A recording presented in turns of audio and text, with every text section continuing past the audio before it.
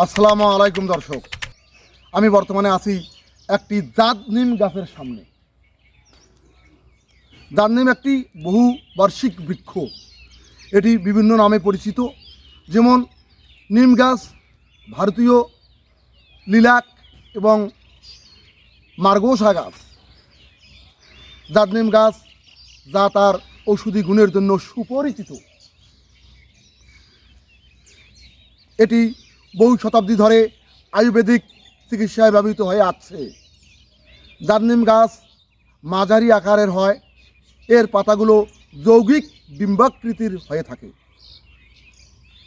জাত নিম গাছ ভারত, বাংলাদেশ, পাকিস্তান ও নেপালে বেশি দেখা যায়। এটি উষ্ণ এবং শুষ্ক অঞ্চলে ভালো জন্মে।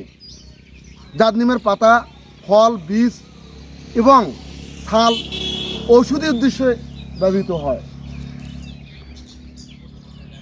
ত্বকের রোগ চিকিৎসার, রোগ প্রতিরোধ এবং জীবাণুনাশক নিরাময় হিসাবে ব্যবহার হয়।